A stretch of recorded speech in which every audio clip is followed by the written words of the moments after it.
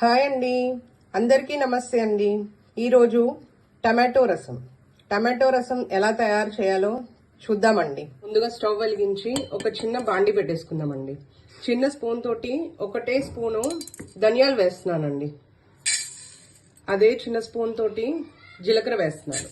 2 యాలుకలు, మిరియాలండి. ఏ రసం అయినా సరే మనం వేసుకునే రసం పౌడర్ ని బట్టి రసం టేస్ట్ వస్తుందండి. సరిపోతుందండి. వేగిపోయాయి, ఇవి ఇంకా తీసేసుకుందాం.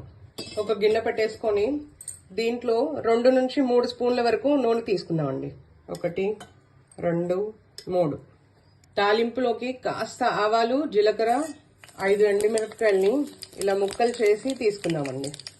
కరివేపాకు, ఈ మాత్రం కరివేపాకు దీంట్లో వేసేసుకుందాం. ఉల్లిపాయల్ని నలగొట్టి తీసుకున్నానండి. అన్నీ బాగా వేగాయండి.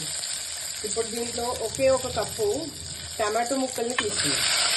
టమాటో ముక్కలు బాగా వేగాలండి.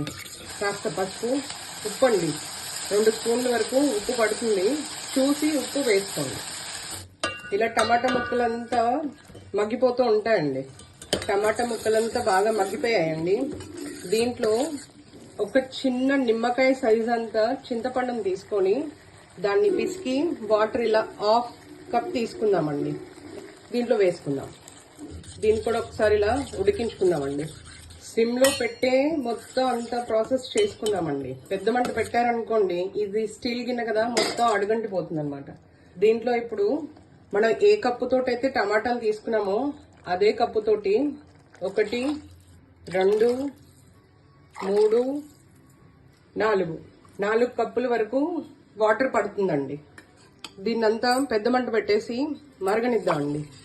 ఈ టమాటో రసం మరిగేలోపు దీంట్లోకి మనం రసం పౌడర్ కోసం మసాలా ఫ్రై చేసుకున్నాం కదండి, అదంతా ఒకసారి దంచి పొడిగా తీసుకుందాం.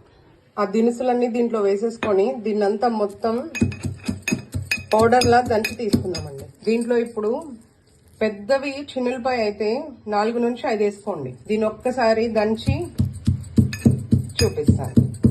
మొత్తం అంతా ఇలా దంచి తీసుకున్నానండి. రసం బాగా మరుగుతూ ఉందండి.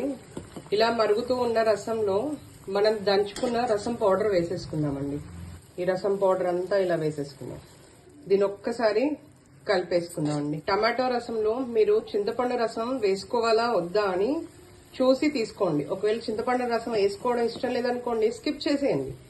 స్టవ్ ఆఫ్ చేసే ముందు కొత్తిమీర వేసుకుందామండి. కొత్తిమీర ఆప్షనల్ అండి. రసం రెడీ అయిపోయిందండి. థ్యాంక్ యూ ఫర్ వాచింగ్ అండి.